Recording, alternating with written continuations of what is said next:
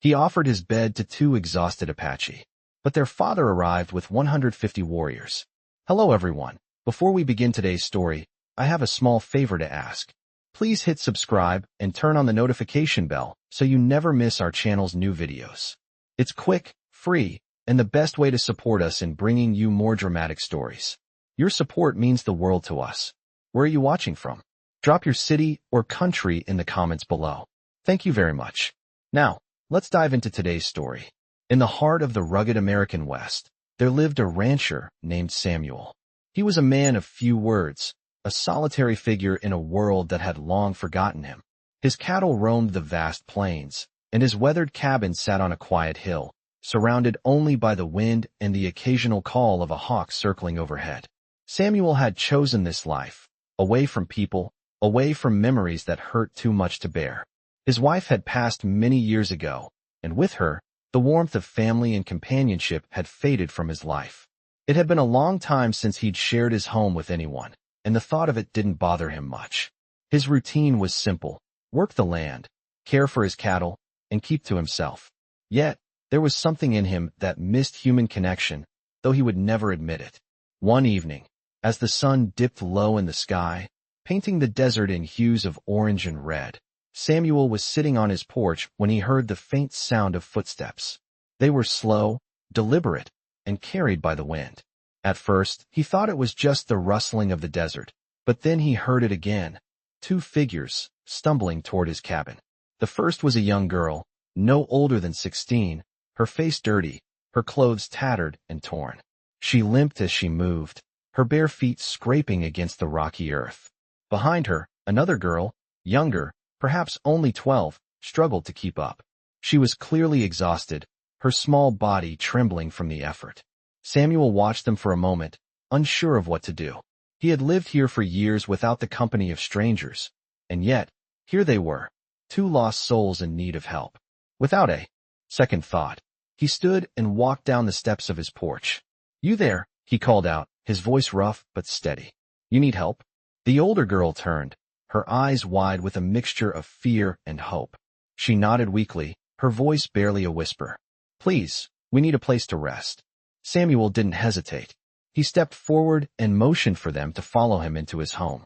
The girls stumbled into the cabin, collapsing onto the dusty floor as if they hadn't stopped moving for days. Samuel closed the door behind them, locking out the harsh winds of the night. He went to the small kitchen and poured 2 cups of water, bringing them back to the girls. They drank greedily, as if they hadn't had a drop to drink in days. He watched them closely. There was something about them, something that made him feel uneasy, but also something that made him want to help. He offered them his bed, a simple gesture of kindness, and they accepted without a word. As they lay down, exhaustion finally took over, and they fell into a deep sleep. Samuel sat in his chair, watching over them, the fire crackling softly in the hearth. But his peace was short-lived. Hours later, just as the moon reached its peak in the night sky, he was awakened by a sound outside. A low rumble, like thunder, carried on the wind. It was the sound of horses. Many horses. Samuel's heart skipped a beat. He knew that sound all too well. He stood quickly, rushing to the window and peering out into the darkness. What he saw sent a chill down his spine. A group of riders, at least 50, were riding toward his cabin. But the leader of the group, a tall man with a stern expression, rode ahead of the others. His face was familiar, and the moment Samuel recognized him, his blood ran cold. It was the girl's father, a chief of a powerful Apache tribe, and he was not alone. He was accompanied by 150 warriors, their faces painted with war paint, their weapons glinting in the moonlight. Samuel's breath caught in his throat. He had no idea what was about to unfold, but one thing was clear: his life, and the lives of the girls, would never be the same again. As Samuel stood, frozen by the window, staring out at the approaching warriors, the heavy sound of hooves grew louder. His heart raced in his chest, each beat echoing in his ears. He knew this moment had come, though he had no idea what would happen next. The chief and his army were almost upon him, and the weight of the situation settled on his shoulders like a leaden cloak. The girl slept soundly in his bed, unaware of the looming danger outside. He turned quickly, pacing back and forth in the small cabin. The fire in the hearth flickered, casting long shadows on the walls. Samuel's mind raced, trying to figure out what he could do. There was no way he could face 150 warriors alone. He had helped the girls out of kindness, without knowing who they were or the consequences of his actions. He wasn't prepared for this. As he reached the door, the sound of a loud knock broke the silence. His hand shook as he reached for the door handle, his mind filled with fear and confusion. The moment he opened the door, the man in front of him stared him down with fierce eyes. The chief was tall, broad-shouldered, and his face was marked with the symbols of his people. He didn't say a word at first, just looked at Samuel with a steady gaze that seemed to weigh him down. Behind the chief, his warriors stood in a perfect line, their faces painted with war paint, their weapons glinting in the moonlight. It was a powerful sight, one that made Samuel's stomach tighten with apprehension. "You have my daughters," the chief said finally, his voice deep and commanding. Samuel opened his mouth to respond, but found that no words came out. He had never been face to face with a man like this before, let alone a chief of a powerful Apache tribe. The chief's eyes never left him, and Samuel felt the full force of his gaze. The chief's presence was overwhelming. "What will you do with them?" the chief asked. Samuel swallowed hard, his throat dry. I didn't mean to take them," Samuel stammered. "They were hurt. They needed help." The chief looked at him for a long moment before nodding slightly. "I know," he said, his voice softening. "But they belong to me, and I have come to take them back." Samuel's heart sank. He had done what he thought was right, but now it seemed like his good deed would lead to his undoing. "Please, I don't want any trouble," Samuel said, his voice barely above a whisper. "I didn't know who they were." The chief's gaze softened, but there was no mistaking the authority in his voice. "You will not be punished, but you will never forget this day," he said, turning his attention to his warriors. He gave a signal, and several of them moved forward, standing guard around the cabin. Samuel stood there, speechless, as the chief stepped closer. "You helped my daughters, and for that, you have my respect," the chief said, his voice low and measured. "But there is something more you must understand. These girls are not just any children. They carry a legacy, a bloodline that goes back generations." Samuel's confusion only deepened, but before he could ask anything more, the chief raised his hand. "We will talk later. For now, stay inside," he said. Samuel watched as the chief and his warriors moved to the edge of the property, keeping watch from a distance. The tension in the air was palpable, and Samuel could feel the weight of what had just occurred settling in. His life had just been irrevocably changed. Inside the cabin, the two girls remained asleep, unaware of the storm brewing outside.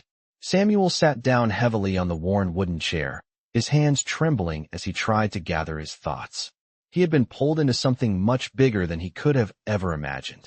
The weight of the chief's words echoed in his mind. "You will never forget this day." What had he done? What was the true cost of his kindness?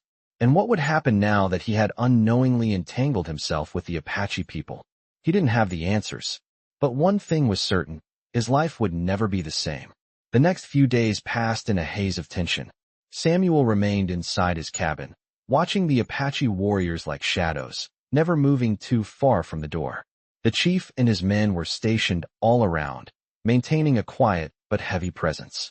Despite their stoic demeanor, the chief had made no move to enter the cabin again, and Samuel had no idea what he expected next.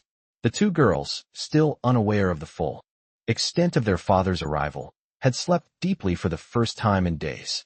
The younger girl, whom Samuel had come to know as Sarah, had not spoken much since the first night, though her eyes often flickered toward him with gratitude. The older girl, Ayanna, seemed distant, her face often clouded with thoughts that Samuel couldn't quite read. The silence was oppressive, the weight of the unknown hanging in the air. One afternoon, as the sun hung low in the sky, casting long shadows over the land, the chief approached the cabin again. This time, he was alone, his warriors keeping their distance as he made his way towards Samuel's door. Samuel stood up from his chair, the creaking wood beneath his feet sounding louder than it should in the stillness. The chief's presence was commanding, even without the warriors behind him. When the chief reached the door, he did not knock, but simply stood in front of it, waiting for Samuel to open it. With a deep breath, Samuel moved forward and swung the door open, standing face to face with the man who had come to take his guests home. The chief regarded him for a long moment, his dark eyes steady and calculating. Samuel's heart was in his throat as he waited for the chief to speak. "You are the one who helped my daughters," the chief said, his voice low and measured. Samuel nodded, his mouth dry. "Yes, I couldn't leave them out there," he said, his voice rough. The chief said nothing for a moment, simply studying him with that same intense gaze. "I am grateful for your kindness," the chief continued, his words slow but deliberate. "But I must tell you something you may not have understood." Samuel raised an eyebrow, his confusion growing. "What do you mean?" The chief's eyes flickered to the girls, still sleeping in the cabin, before returning to Samuel. "These girls carry more than just the blood of my tribe. They carry a responsibility that you cannot yet comprehend," he said. Samuel frowned, unsure of what the chief was saying. "What responsibility?" The chief's face hardened slightly, though there was a hint of sadness behind his eyes. "My daughters are part of a legacy, a prophecy that has been passed down for generations. The day they were born, we knew they would be the ones to lead our people into a new era." Samuel felt a chill run down his spine. He had no idea what the chief was talking about, but he could feel the weight of the words. "A prophecy," he repeated, his voice barely above a whisper. The chief nodded slowly. "Yes, and for that prophecy to be fulfilled, they must return to their people. Their place is with the tribe, not here." Samuel's heart sank. He had grown attached to the girls in such a short time. They had shown him kindness and trust, and he had given them shelter in return. But now it seemed that the chief's words meant something much greater than a simple act of charity. "But they're just children," Samuel said, his voice faltering. "They need to be with their family. They need to be with their people." The chief's expression softened slightly. "I understand your attachment to them, but it is not for you to decide. They have a role to play in the world, a role far greater than any one person can understand." Samuel stood there in stunned silence, the gravity of the situation sinking in. He had offered his bed, his food, and his shelter, but it seemed that it was never meant to be. The girls had come to him, yes, but they were never meant to stay. They had a destiny to fulfill, a duty that Samuel could never be part of. The chief turned to leave, but before he did, he spoke again, his voice softer this time. "You have helped them, and for that, I am thankful. But I must ask you to let them go. Their journey is not over, and neither is yours." With that, the chief turned and walked away, his warriors falling in line behind him. Samuel stood in the doorway, watching them disappear into the distance. His mind was a whirl of emotions, grief, confusion, and a deep sense of loss. The girls were gone. They had returned to their people, to their destiny. But what did that mean for Samuel? What was he supposed to do now? He didn't know.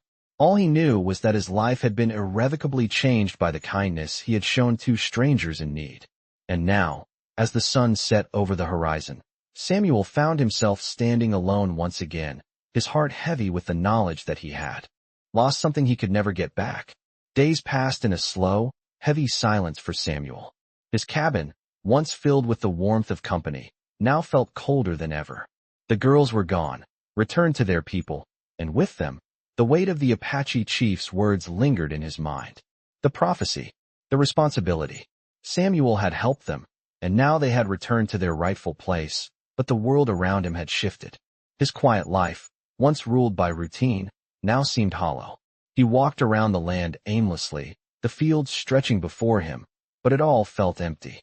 His heart was heavy, not just with the loss of the girls, but with the realization that he had been part of something far greater than he could understand. He had given them shelter, fed them, and offered them a safe place when they needed it most.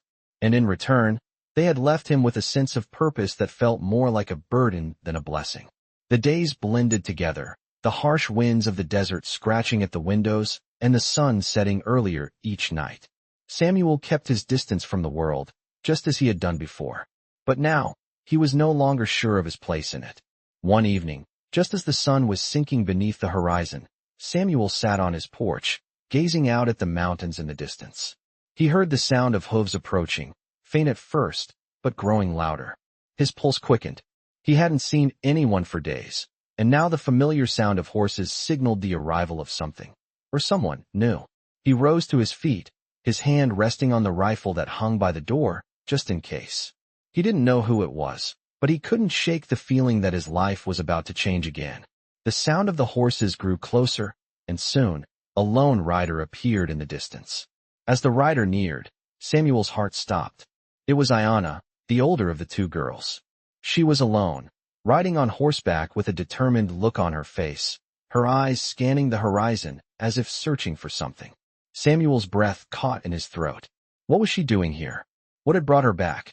As she reached the base of the porch, she dismounted swiftly, her face shadowed by the hood of her cloak. She was no longer the frightened, exhausted girl he had helped days before. She was different, stronger, more self-assured. Her presence alone filled the air with a sense of purpose. Ayanna, Samuel said, his voice thick with emotion. What are you doing here? Ayanna didn't answer immediately. She stood there for a moment, looking at him with a mixture of sadness and resolve. Then, she finally spoke. I have come to return something to you, she said, her voice steady but soft. Something that belongs to you. Samuel frowned, confused. What do you mean? What do I have that belongs to me? Ayanna reached into the pouch at her side and pulled out something small, wrapped in leather. She stepped forward and handed it to him. It was the silver pendant, the one she had worn around her neck when she first arrived at his cabin. Samuel's eyes widened as he took it from her, feeling the cool metal against his fingers. He had thought it was lost forever when she and her sister left. This belongs to you, he whispered. Ayanna shook her head, her expression firm. No, it was never mine to keep. It belongs to your family, Samuel. It was meant to be returned. Samuel looked at the pendant in his hand, the intricate design of the metal shimmering in the fading light of the day. He had no idea what it meant, but somehow, it felt like a piece of something bigger, a piece of the legacy that Ayanna had mentioned, the prophecy that had been tied to her and her sister. Why now? He asked, his voice barely a whisper. Why come back after everything? Ayanna's eyes softened, and she stepped closer to him, her gaze steady and searching. Because I cannot fulfill the prophecy alone, she said. I need your help, Samuel. The tribe needs you. Samuel's heart raced in his chest, the weight of her words sinking in. The prophecy. It had always felt like something distant, something that didn't involve him. But now, as Ayanna stood before him, it seemed like he was being pulled into something much larger than he could have ever imagined. I don't know what I can do, he said, his voice trembling with uncertainty. I'm just a rancher. Ayanna placed a hand on his arm, her touch warm and steady. You are more than that, Samuel. You've already shown your strength. You have a place with us, if you choose to take it. The silence that followed was heavy with unspoken words. Samuel stood there, staring at the pendant in his hand, the weight of Ayanna's words sinking deep into his heart. Could he truly help? Could he be a part of something so much bigger than himself? He didn't know, but for the first time in days, he felt a spark of hope, a glimmer of something he hadn't felt in a long time. A sense of purpose. What do I need to do? He asked quietly, his voice firm with newfound resolve. Ayanna smiled, the sadness in her eyes slowly fading away. Come with me, she said simply. The journey is long, but it is one that you must make if you wish to understand your place in this story. And with that, Samuel knew that his life had changed once again. But this time, he was ready to face whatever came next. Samuel followed Ayanna through the rugged terrain, the dust rising from the hooves of their horses as they rode toward the distant hills. The sun was low on the horizon, casting a golden hue over the land. And for the first time in weeks, Samuel felt a sense of purpose stir within him. He had been living in isolation for so long, detached from the world around him. But now, as he rode alongside Ayanna, he could sense that his life was about to take a turn he could never have imagined. The journey was slow, the miles stretching out before them, but the quiet between them was not uncomfortable. Ayanna led the way with a steady pace, her expression focused and calm. Samuel found himself glancing at her from time to time, unsure of what to say. The weight of the prophecy, of the legacy that Ayanna had spoken of, still hung heavily in his mind. He had been a simple rancher, a man of the land, and now he was being swept into something that seemed far beyond his understanding. After several hours of riding, they stopped by a stream to rest. The sound of the water rushing over rocks was soothing, and Samuel dismounted, stretching his legs as he walked toward the edge of the stream. Ayanna followed him, and for a moment, they both stood. In silence, watching the water flow. It was a peaceful moment, but the silence between them spoke volumes. Samuel felt the need to break it. "Ayana," he said, his voice hesitant. "What is it exactly that you need from me?" Ayana turned to face him, her gaze steady. "I need you to help guide my people, Samuel," she said, her voice strong but tinged with a hint of uncertainty. "The prophecy speaks of a man who will help lead us into a new era. I believe that man is you." Samuel blinked, taken aback by her words. "Me? I'm no leader. I've spent my life working cattle and tending to my land. I've never led anyone." Ayana smiled faintly, a glimmer of understanding in her eyes. "That's what makes you different," she said. "You are not driven by power or pride. You are humble, and you see the world as it truly is. That is what makes you the one we need." Samuel shook his head, still struggling to comprehend. "I'm just a rancher. I don't have any power. I don't know how to lead a people. I've spent my whole life running from leadership." Ayana stepped closer to him, her voice soft but firm. "That's exactly why you are the one who can help us. You have no desire for power, but you have the wisdom to know what is right. That is what we need." Samuel felt a lump form in his throat. He had never thought of himself in those terms. He had always been content with his quiet, solitary life. But now, as Ayana spoke to him, he realized that the life he had been living had always been about something more. He had always known that there was something greater out there, something beyond the walls of his cabin. But he had never allowed himself to see it. "I don't know if I can do this," Samuel said, his voice low. "I'm not the man you think I am." Ayana reached out, placing a hand on his arm. "I believe you are," she said quietly. "You've already proven it by helping us. You have the heart of a leader, even if you don't see it yet." Samuel looked down at her hand on his arm, feeling a strange warmth spread through him. He had never been one to accept praise or recognition, but in that moment, he felt something stir deep within him. He had always thought that he was just a simple man, but maybe there was more to his life than he had ever realized. After a long silence, Samuel nodded slowly. "I'll help," he said, his voice firm. "But I don't know what it will take or what it will cost." Ayana smiled, a look of relief crossing her face. "That's all I need from you, Samuel. Just your help. We'll figure out the rest together." As the night began to fall, they set up camp by the stream, a fire crackling in the center of their small camp. Samuel stared into the flames, lost in thought. The journey ahead was uncertain, but for the first time in a long time, he felt ready to face it.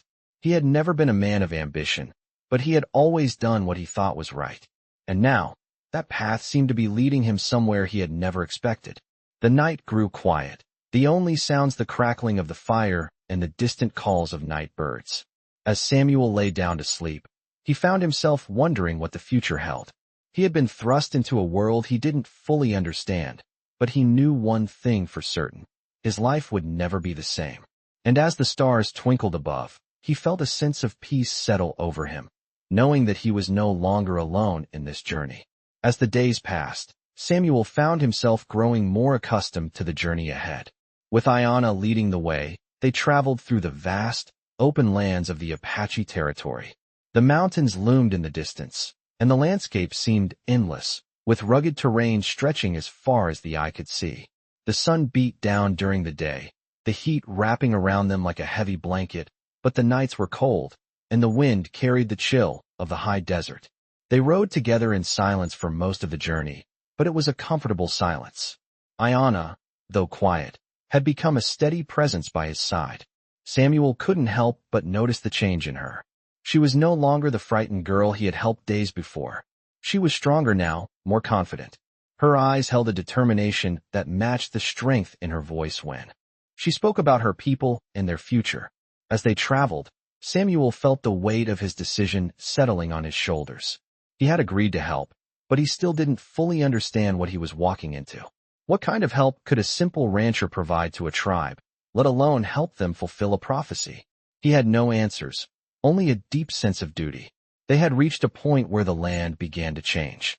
The flat plains gave way to a series of rocky ridges and canyons, and the air smelled of sage and pine. The scent of the wilderness was sharp, and Samuel breathed it in deeply. He had always been a man of the land, and now, more than ever, he felt a deep connection to the earth beneath his feet. That evening, as the sun set and the stars began to emerge, Ayanna halted her horse, signaling Samuel to do the same. They were standing at the edge of a cliff, overlooking a valley that stretched out below them. The view was breathtaking, but it was the sight of the distant smoke rising from the valley that caught Samuel's attention. "What is that?" he asked, his voice low. Ayanna's gaze followed his, and she nodded toward the smoke. "That is where we are headed," she said. "The tribe is gathering there. They are waiting for you." Samuel's heart skipped a beat. He had no idea what he had been called to do, but now, standing on the edge of this valley, he felt the weight of it more than ever. He had been a simple rancher, but now, he was standing on the precipice of something far greater than he could have ever imagined. "What do you want me to do?" he asked, his voice shaky. Ayanna turned to face him, her expression steady and calm. "Just be there," she said softly. "Just show up. Your presence alone will speak volumes." Samuel swallowed hard. He had agreed to help, but he had no idea what he was stepping into. Still, he trusted Ayanna. She had been honest with him, and he knew that the bond they shared was strong enough to guide him through whatever lay ahead. As the night deepened, they made their way down into the valley. The sound of hooves and the creak of leather filled the air as they joined the gathering of Apache warriors. There were dozens of them, their faces painted with the symbols of their tribe, their weapons gleaming in the firelight. Samuel's heart raced as they approached, the weight of their gaze heavy upon him. The warriors parted as Ayanna led him toward the center of the camp. At the center stood a tall man, his features stern but wise. His eyes flickered with recognition when he saw Ayanna and Samuel. This was the chief, the man who had sent his warriors to Samuel's cabin days before. "You have returned," the chief said, his voice commanding yet filled with respect. "And you have brought him." Ayanna nodded. "This is Samuel, the one I spoke of, the one who will help guide us." The chief studied Samuel for a long moment, his gaze intense. Then, he stepped forward, extending a hand in greeting. "You are the one who saved my daughters," he said. "For that, you have my respect." Samuel hesitated for a moment before taking the chief's hand. "I didn't do it for respect," he said quietly. "I did it because it was the right thing to do." The chief's eyes softened, and he nodded. "That is why you are here," he said. "Because you do what is right, no matter the cost." Samuel felt a deep sense of humility wash over him as the chief spoke. He had never seen himself as a leader, never imagined he would be part of something this important.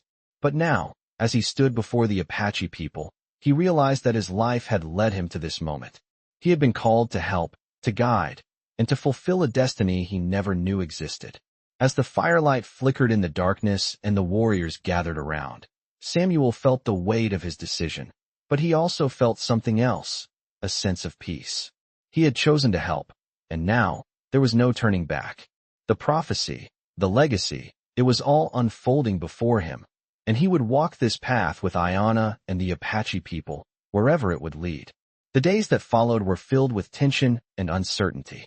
Samuel, now standing at the heart of the Apache camp, felt the weight of his decision more than ever. The chief had made it clear that Samuel's role was far from simple. He was no longer just a rancher. He had been thrust into a leadership position, and with it came responsibilities he hadn't anticipated. As he sat by the fire that evening, watching the Apache warriors move about the camp, Samuel couldn't shake the feeling of being out of place. The warriors, dressed in their traditional garb, moved with a confidence and grace that Samuel could never hope to match.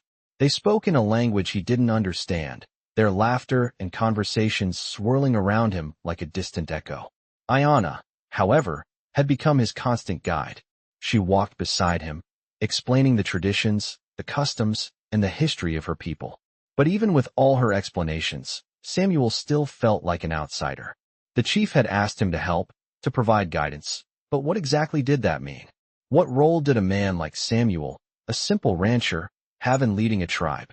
That night, as he lay on the ground beneath the stars, Samuel could hear the faint sounds of conversation from the nearby tents. The warriors spoke in hushed tones, their voices carrying through the still night air. He was used to the quiet of his own land, but here, in the midst of the Apache camp, the noise was constant. Yet, despite the overwhelming noise and the growing anxiety in his chest, Samuel couldn't help but feel a strange sense of belonging. Maybe it was the fire that burned brightly in the center of the camp, or the way the stars shone above, But for the first time in what felt like forever, he felt a sense of peace. It wasn't long before Ayanna joined him by the fire.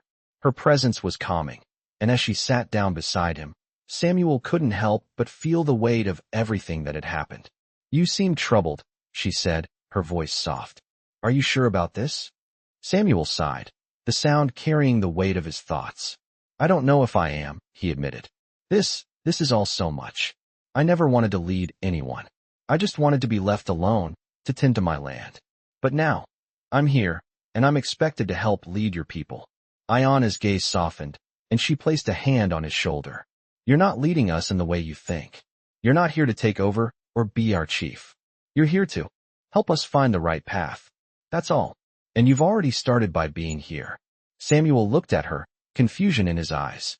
"I don't understand," he said. "What exactly am I supposed to do?" Ayanna smiled, a slight but knowing smile. "You've already done it. By showing us kindness, by giving us a place to rest, you've shown us the strength of your character. You've shown us what true leadership looks like." Samuel shook his head. "That's not leadership. That's just doing what's right." Ayanna's eyes sparkled with a quiet wisdom. "Exactly. And that's why we need you. You're not seeking power, not looking to control anyone. You're here because you want to help. And that is the kind of leadership we need." Samuel stared into the fire, the flames flickering in the darkness. Ayanna's words were slowly beginning to sink in. Maybe she was right. Maybe true leadership wasn't about power or control, but about doing what was right, even when the path wasn't clear. But what did that mean for him? What was his role in all of this?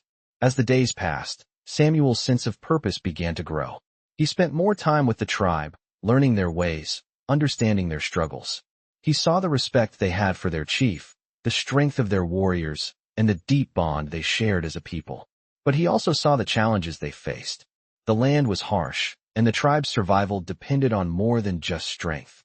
It required wisdom, compassion, and unity. And Samuel realized that maybe, just maybe, he could help bring that unity. It wasn't about leading with an iron fist. It was about leading with understanding and heart. One afternoon, after several days of watching the warriors train, Samuel was approached by the chief. He had seen Samuel's growing involvement with the tribe and the way he had begun to connect with the people. "You have much to offer," the chief said, his voice calm. "Your heart is pure, and your wisdom is sound. But there is more to leadership than just guidance. You must also be willing to fight for what is right." Samuel nodded, feeling the weight of the chief's words. "I understand," he said quietly, "and I'm ready to do whatever it takes." The chief smiled, his eyes filled with approval. "Then you are ready." Samuel's heart raced. He wasn't sure what the future held, but he knew that whatever came next, he would face it with the same sense of responsibility and determination that had brought him here. He wasn't just a rancher anymore.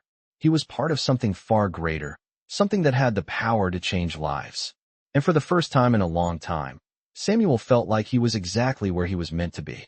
As the days went by, Samuel began to settle into his new role among the Apache tribe. The warriors had started to accept him, not as a leader, but as someone who was willing to stand beside them. He spent long hours by the fire, listening to their stories, learning their customs, and understanding the deep history that connected them all. The weight of his decision to help the Apache people was still heavy on his shoulders, but with every passing day, he felt himself becoming more intertwined with their lives. The chief had kept his word, guiding Samuel through the trials of leadership and teaching him the ways of the tribe. One evening, after a long day of training with the warriors, the chief approached Samuel by the fire. "It is time," the chief said, his voice steady, but filled with purpose.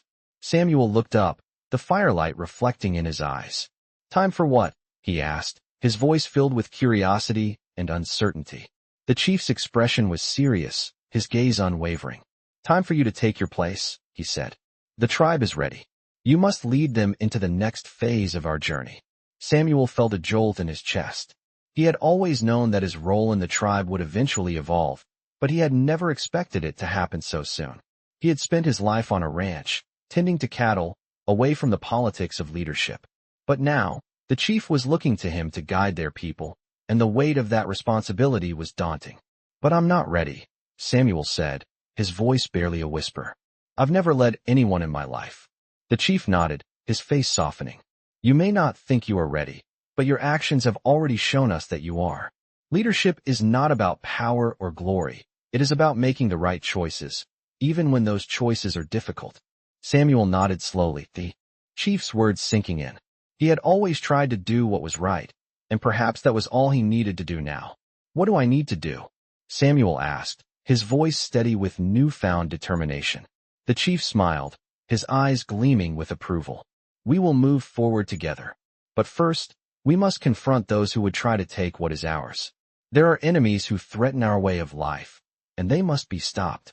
Samuel's heart raced as he listened to the chief's words. He had known that the Apache people faced dangers from outside forces, but he hadn't realized just how serious the threat was. What kind of enemies? Samuel asked, his voice filled with concern. The chief's face darkened. There are settlers, soldiers, and traders who seek to claim our land and our resources. They do not understand our ways, and they do not respect our rights. They believe that they are entitled to everything we have, and they will stop at nothing to take it from us. Samuel felt a deep sense of responsibility rising within him. He had seen the strength and unity of the Apache people, and he knew that he could not let anyone destroy that. What can I do to help? Samuel asked, his voice resolute. The chief placed a hand on Samuel's shoulder. You have already helped more than you know. You have shown us that we can trust you, and that is more valuable than any weapon. But now, you must help us stand strong against those who would take what is rightfully ours. We will fight, and we will not back down. The weight of the chief's words settled on Samuel's shoulders. He was no longer just a rancher. He was a part of something much bigger. He was a part of a people fighting to protect their land, their culture, and their future. That night, Samuel sat by the fire, reflecting on the path that had led him here. He had come from a quiet life, far removed from the struggles of the Apache people. But now, as he sat in the heart of their camp, surrounded by warriors who had become his allies, he knew that he had made the right choice. He had chosen to stand by them, to fight for them, and to help them secure a future. The next morning, as the sun rose over the hills, Samuel stood with the chief and the warriors, ready to face whatever challenges lay ahead. The land stretched out before him, vast and untamed, and Samuel knew that this was where he was meant to be. He was no longer just a rancher. He was a part of a tribe, a part of a legacy, and he would fight to protect them, no matter the cost. The day had come. Samuel stood at the edge of the Apache camp, watching as the warriors prepared for the battle that would determine the future of their people. The air was thick with anticipation, the sound of horses being saddled and weapons being sharpened filling the air. Samuel had never been a warrior, but he knew the importance of what was about to happen. This was no longer just about protecting a tribe. It was about protecting a way of life, a legacy that stretched back for generations. As the chief approached him, Samuel could see the resolve in his eyes. Are you ready? The chief asked, his voice low but steady. Samuel nodded, his hand tightening around the hilt of the sword he had been given. It was not the weapon of a trained fighter, but it was a weapon, and it would have to do. I'm ready, Samuel said, his voice stronger than he felt. The chief placed a hand on his shoulder.